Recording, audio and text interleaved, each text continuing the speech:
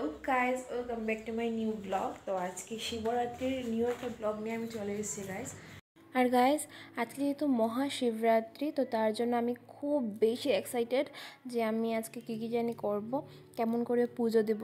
তো প্রচণ্ড excited guys, আমি জাস্ট বলে বোঝাতে পারবো না, এত এক্সাইটেড এখন আমি।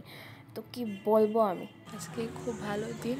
তো চলো আজকে ছাদের উপর যাই আমরা, বিকজ আমার ঠান্ডা ঠান্ডা লাগছিলো। তো মাকে দেখলাম ফুল চলে নিয়ে এসছে, তো তার জন্য আমি এখন আর বেরোলাম না। বেলপাতা ফুল সব কিছু মাই নিয়ে চলে এসছে। তো দেখতে পাচ্ছ গাইস উপরটা কি সুন্দর লাগছে।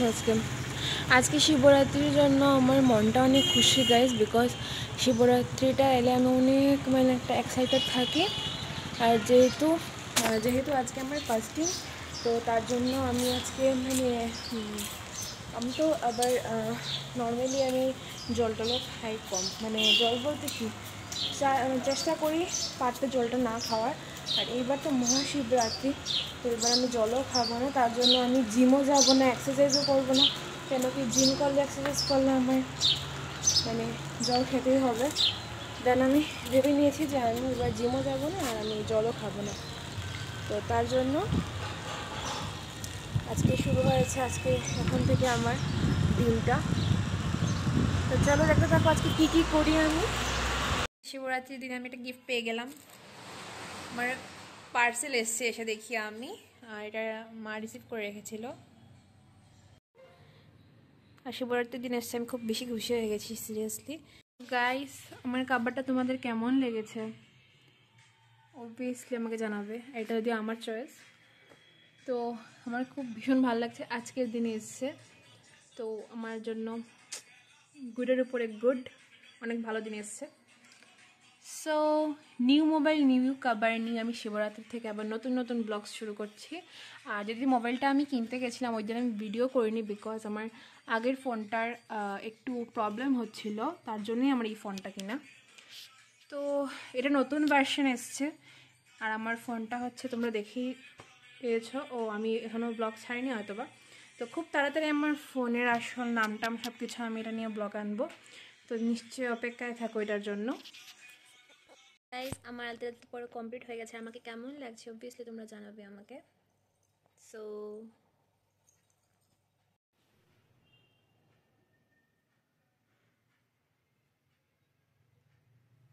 কি হলো, কেমন লাগছে তোমরা অবশ্যই কমেন্ট করবে আমাকে। ভালো হলে ভালো করবে, খারাপ হলে খারাপ করবে, আমার দুটোই চলবে, বাট কমেন্ট অবভিয়াসলি তোমরা করবে। আমি তোমাদের কমেন্টের অপেক্ষায় থাকি। কয়েকজন করো ঠিকই কমেন্ট, বাট বাকিরা কোথায়?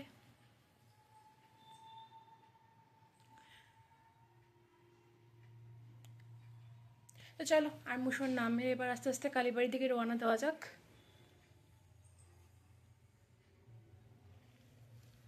আমি তত সময় থাকবো ঘরের সময়, শুধু মুসুরি মারতে থাকিস। 12 বছর একবার শাড়ি পরলে যা হয় মেয়েদের, রাইট? তো চলো টাটা।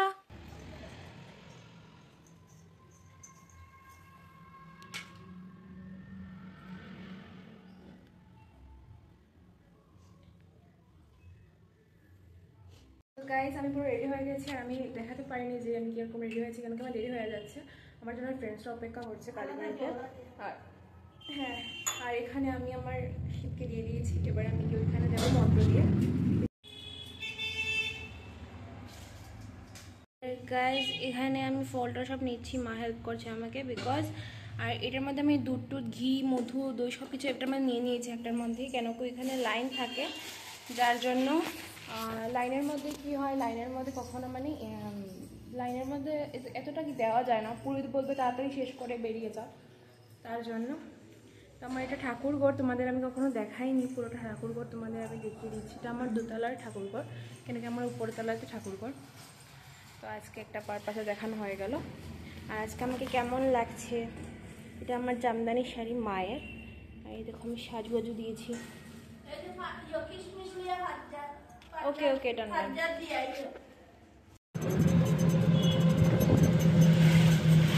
গাইস কারেন্ট তো চলে গেল, এমন টাইমে কারেন্টটা চলে গেল টাউনের পুরো।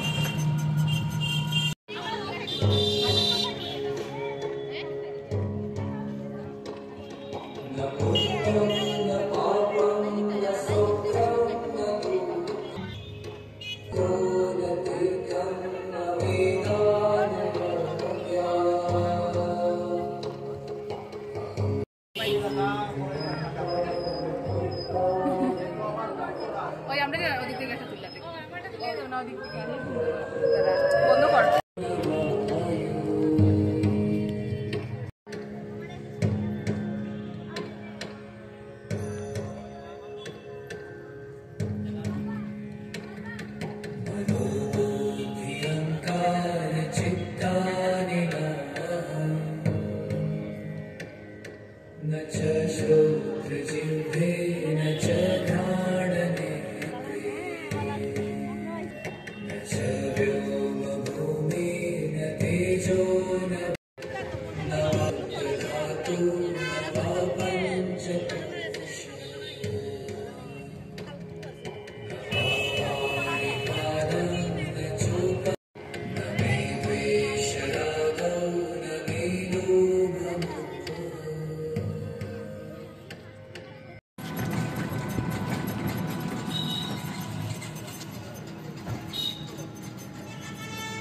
গাইস আমার পুজো দেওয়া কমপ্লিট হয়ে গেছে আর এখন আমি বাড়িতে চলে এসেছি। আর বাড়িতে চলে এসে আমি আমার ভোলেনাথকে ভোলেনাথ এখানে নিয়ে আমি আমার ওই ঠাকুরের যেগুলো জিনিসপত্র নিয়ে রেখে এসেছি।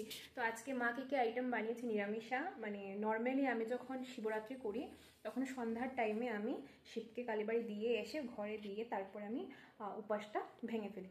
তো এবার যে আমি উপোসটা করেছি ওইটা আমি ভাঙবো না, বিকজ এইবার তো মহাশিবরাত্রি, তো এইবার আমি প্রহরে প্রহরে করছি। তো রাত্রিবেলাও আমি দেবো 12টা থেকে কয়টা অবধি এবং কয়টা থেকে 6টা না 6:30 অবধি 2টা প্রহর বাকি, তো মাঝখানে আমি দেবো দিয়ে দেন আমি উপাস ভেঙে রাত্রিবেলাই খাবো। তাছাড়া তোমার দেখিয়ে দিই আমি কী কী মানে মা বানিয়েছে, তো ওইটা আইটেমটা তোমাদের আমি দেখিয়ে দিচ্ছি, ঠিক আছে। এখানে ফার্স্টে হচ্ছে ডালিয়া, যেটা তুমি দেখতে পাচ্ছ দিয়েছে। তো এখানে আছে কী কী দেখিয়ে দিই। এখানে হচ্ছে মানে আমার শিব ঠাকুরের যে প্রসাদগুলো এগুলো আমি এখানে ড্রাই ফ্রুটস আর শসা রেখেছি, বিকজ এগুলো ডায়েটেরও আমার কাজ দেবে।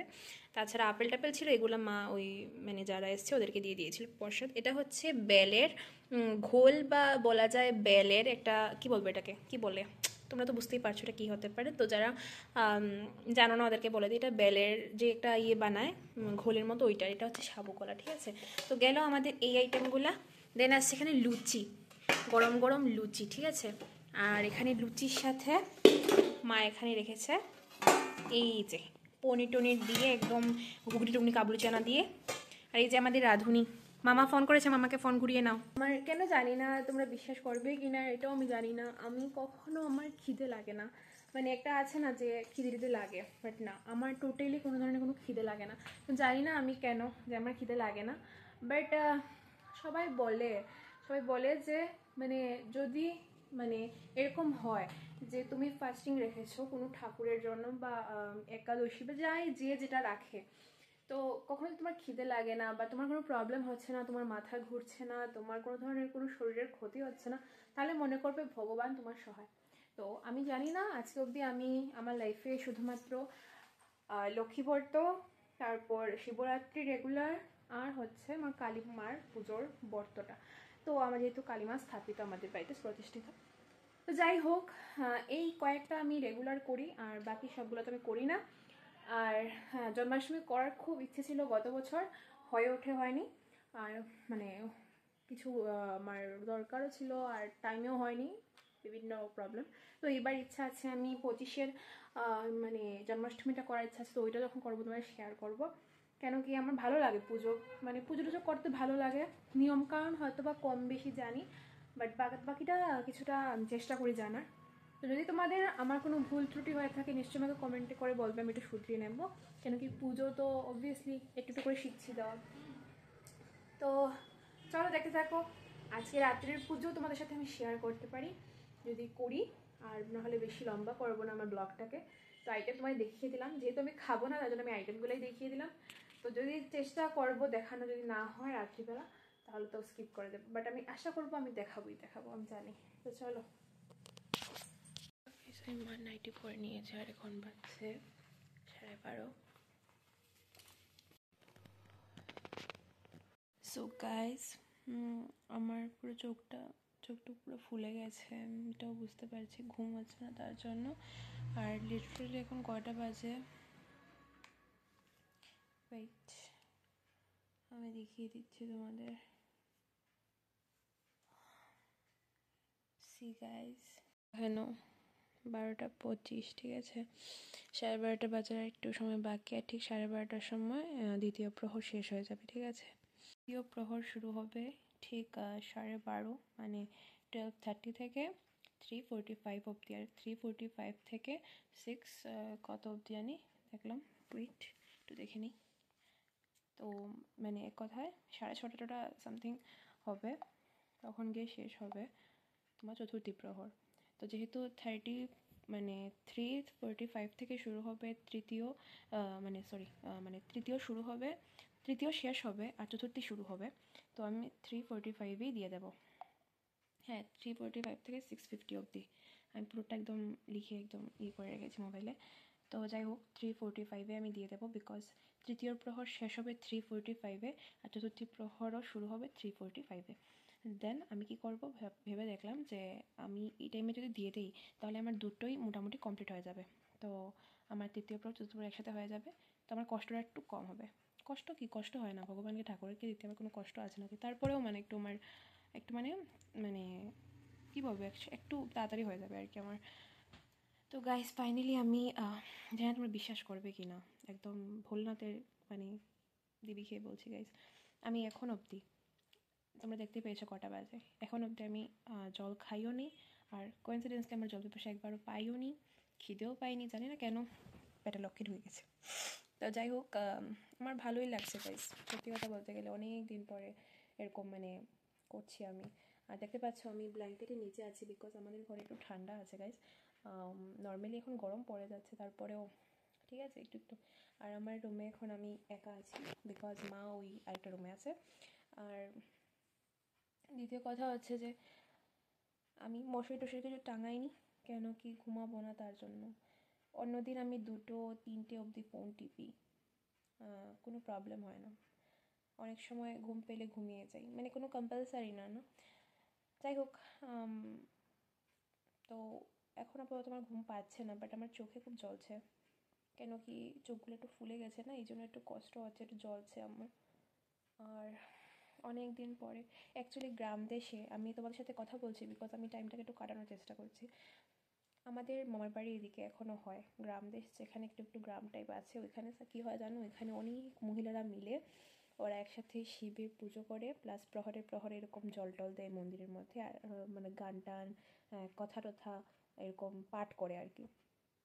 তো আমরা নর্মালি পাঁচালি বা সামথিং কিছু হলে পড়ে ফেলি, বাট ওদের মতো এত সুন্দর করে করতে পারি না, রাইট?